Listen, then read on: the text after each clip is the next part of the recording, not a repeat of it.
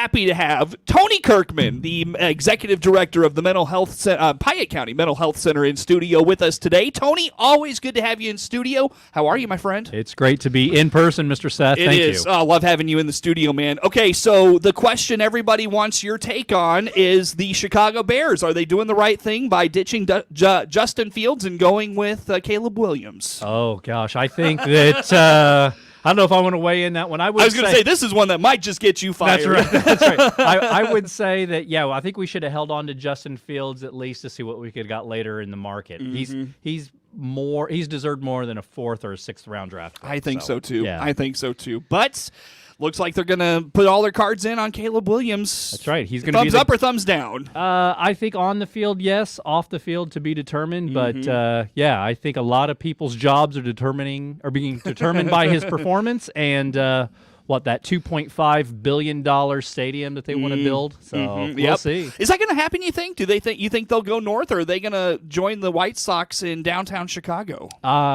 What I think is that's a lot of money to ask Illinois taxpayers to fit the bill for multi-billion-dollar facility. Yeah, but we're in Illinois, and we don't think about the taxpayer in Illinois. No, you know that full well. That's right. I think so, my friend. Yep. Nope. Hey, let's dive into, Tony. We're on the we're in that time frame where the pandemic really kind of kicked into high gear 4 years ago, 2020, obviously. And I think we are at a point where we can be reflective on the decisions that were made and the impacts that those decisions are starting to play out, how they're starting to play out. So from your perspective, 4 years later, your opinion from a professional standpoint on those decisions we made and where we're at with those. Yeah, I think the timing is interesting for this topic because it was within the last 3 days 4 years ago that we started getting notifications from the state of Illinois to start bringing down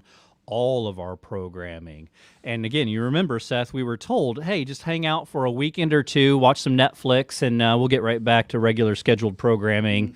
And then, here we are 4 years later. So I think one of the things that will be fascinating to watch is our young people that were in sophomores to seniors during that period. They missed out on so many transitional steps into adulthood of graduation, prom, first year at college, going for a sorority or a fraternity.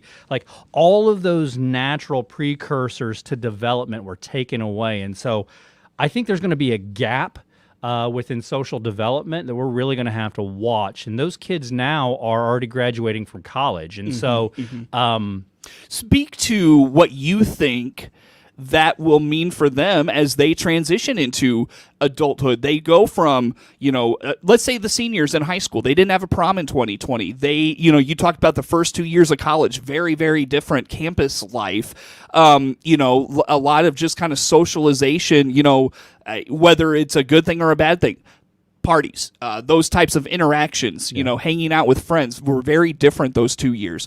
What does that do for them, you think, from whether it's a social impact, a mental, emotional impact, going from, early, from college education into the professional world? What does that do for them, you think? Yeah, I think a couple things that the data is showing us. One is significant higher self-reports of depression and anxiety. I think we're seeing delays in socialization. So you're seeing more and more kids after they graduate from college returning home, unsure about jumping into the adult world, and civic groups are starting to decline as well. So it's this whole idea of, and I don't know if it's a classical term, but I think we're going to start seeing a delayed or a latent young adulthood. Because I don't know about you, when I graduated from college, going home was not a thought. Like it was get out, start my life, become an adult until you realize that being an adult doesn't have all the perks that you thought it did. You thought it was. It's not all it's cracked up to be. Yep. But I think, you're seeing a lot more kids unsure of themselves. And so, they're not driving as much. I mean, but they're also not partaking in some of the more risky behaviors. Sexual activity, is, as far as in promiscuity, is down. Tobacco, cigarette smoking, down. But again, you're seeing marriages later in their career. And I don't know if that's also because of women choosing to enter the workforce and delay, family planning. And we're so thankful to see women taking roles in leadership within the workforce. But yeah, I think the biggest thing that you're seeing is depression, anxiety, and a reduction in social interaction. Yeah. Let's dive into a younger demographic. My kids were in the pre-K kindergarten age range, and I feel like my kids are fine. They socialize well. My oldest has a hard time dealing with people saying no. Friends that don't want to do things that she wants to do. She struggles with coping with that, and we kind of have to walk her through, hey, you're not going to have people that want to do what you want to do all the time. Sometimes it helps to do what they want to do and then come back to what you want to do later, those types of things. So how about maybe that K through, let's say 4? K through 4 age range as you kind of transition into junior high, where those kids are now in junior high, early high school. So how about that group? Yeah, I think that still the same thing about emotional stability. And again, not wanting to infer that everybody has mental health issues. But what I will say is thankfully we're more aware. I think that's great. We're being taught. Most schools now are implementing some form of social emotional learning or SEL into their programming. I remember one of the things that was interesting that I heard about was second and third grade teachers just a few years ago talking about how much louder their kids were because they missed those primary development things of, line up, use your inside voice, be quiet, and we let kids kind of run feral for 2 years. And so I think I guess I think that there's some mixed bag about that. Of we're losing some of the social conformity that we used to have. Of good boys and girls sit in rows, hands in their laps or hands on their desk and eyes open, ready to learn. But maybe that's not such a bad thing either, because I do like the Montessori style of school where you're learning both education and socialization at the same time. So what I would say is, I think the resiliency, exactly what you were talking about of, I'm sure that every generation thinks they were tougher than the generation that's here. But we were the rub some dirt in it, walk it off. And now it's like, no, let's pause. Let's address your emotional distress. Let's label it. Let's talk this through. Really dissect it. Yeah. And again, I don't know if that's good or bad. I think as a therapist, I think that it is good to acknowledge if there is something emotionally painful. Because if not, it becomes a repression and then it will seep out emotionally at some point. So I would say the word that I'd heard throughout the entire pandemic was either tenacity or resiliency. And I just don't know if we're back there yet. Yeah, totally. Tony Kirkman, Executive Director of the Piatt County Mental Health Center, in studio with us here for today. That transitions us to, that focus on mental and emotional health and, how particularly our teens are dealing with those things, because you talked about it. It's in junior high schools now. It's in high schools now. So it's front and center for those kids. How do boys deal with that? How do girls deal with it? Let's talk about those things. Yeah, so typically, and again, this is a very, very big overgeneralization. Yeah. I mean, you got to take a broad look at the data. You can't just, make it specific to a certain subsection of our population, right? Yeah. Females far more social and develop their emotional literacy, their way that they can express their language and their feelings so much more easily because they've been encouraged to talk about their feelings. Socialization is a good thing. Boys are still living in this misogynistic development, sadly, we don't talk about our emotions. Real men don't cry. I'm glad to see some dads really challenging that now and saying, it's okay to cry and to acknowledge that pain. But you can see from an external standpoint a young female dealing with emotions generally much easier because they are trying to find catharsis through communication. boys are trying to figure out how to deal with this icky feeling, this uncomfortable feeling. To quote one of the horrible movies, Ricky Bobby, when the dad is sitting at Chili's and he goes, I feel itchy, this uncomfortableness. And so they typically try to act out. And so that'll normally be through physical or verbal aggression, which is not shined upon well in the education system. And so they're immediately met with discipline, which it's aggression met with authority or aggressive authority. And so what you're doing is just packing the powder keg even thicker. And so what we need to be doing is encouraging young men to use your words, use your language, write about it. I think we've talked about it on the air, Seth, of I love this idea of a busy corner of go somewhere, fidget with something for 3 to 5 minutes, get rid of some of that energy, come back.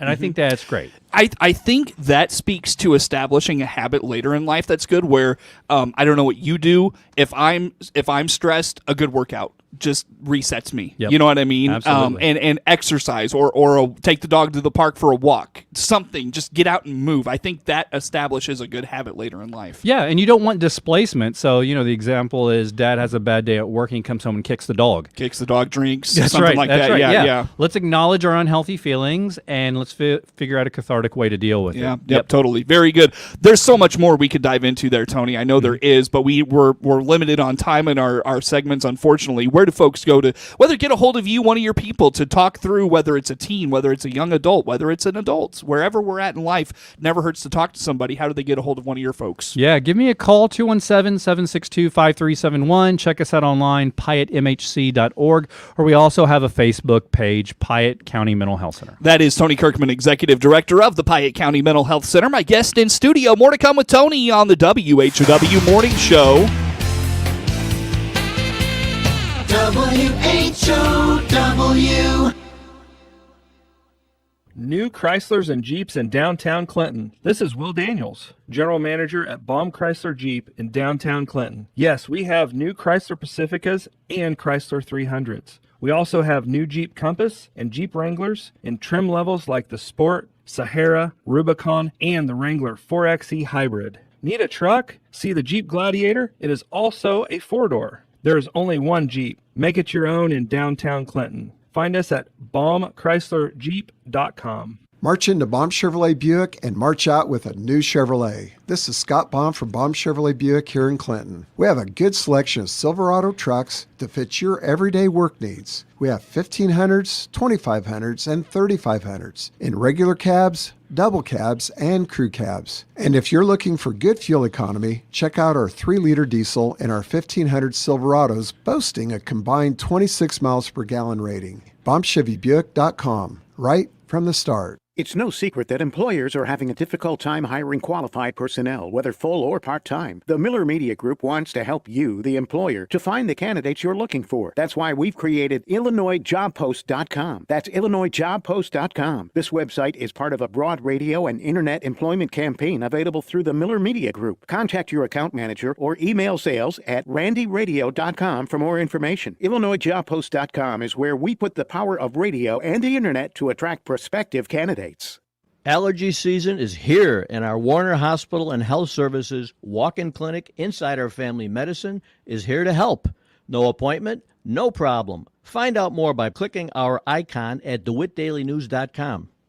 For the latest in Central Illinois agricultural news, visit IllinoisFarmRadio.com. Get updated information on markets, weather, ag news, local interviews with NAFB farm broadcaster Jared White, and much, much more. All at IllinoisFarmRadio.com.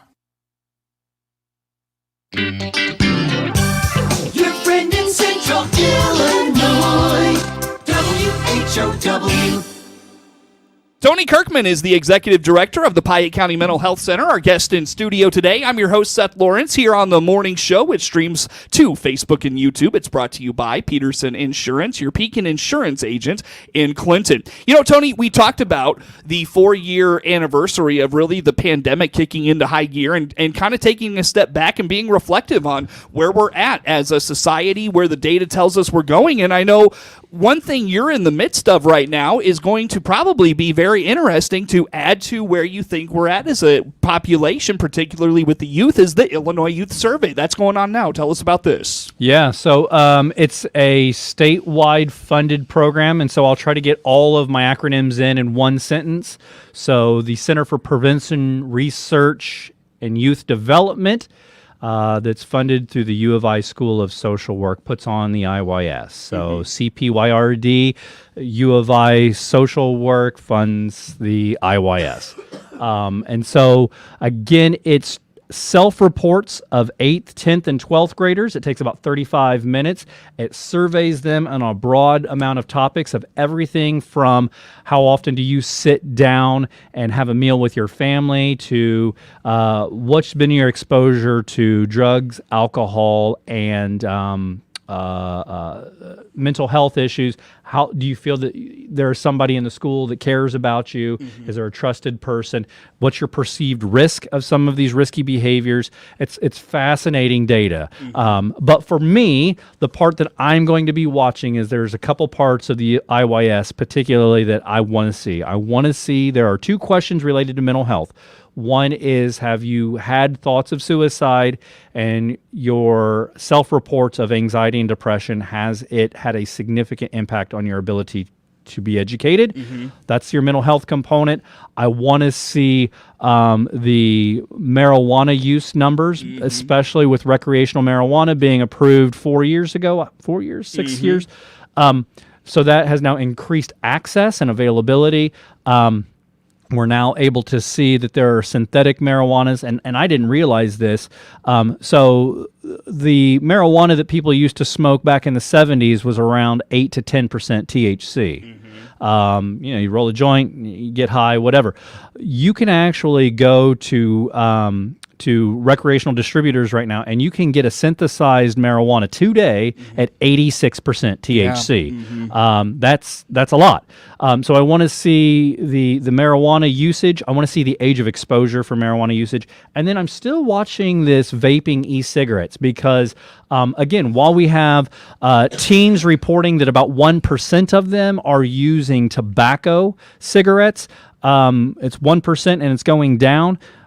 We're not seeming to really get that e-cigs number down, and now I'm even reading that we have another nicotine method that teens are starting to use that's like a pouch, and I think it's like in-fly. Like a dip? Well, yeah. I mean, if you remember back in the day, it was like a Bandit, where it was like a tobacco pouch and you would put it in there. But this is straight nicotine. So it's not the tobacco. It's straight nicotine at about 1.5 times the potency level. Oh, my. And I believe it's called like in-fly. And so the people that are using them, and roll your eyes, everybody that listens to this, they're called influencers or influencers. And again, it's social media getting out there. So I want to see the vape. I want to see the marijuana usage. I want to see what's working as far as in targeting prevention message and how we can help. Yeah, you bring up something I feel like, no offense, folks in your world are missing. Yeah.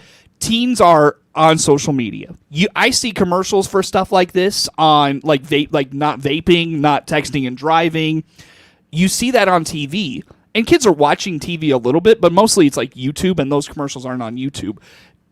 You got to get to social media, I feel like. It's time to start investing there and messaging there and doing those things. Does that make sense? No, it makes total sense. There is one social media campaign the state of Illinois is using that I feel is pretty effective. It's called the Truth Initiative. Yeah.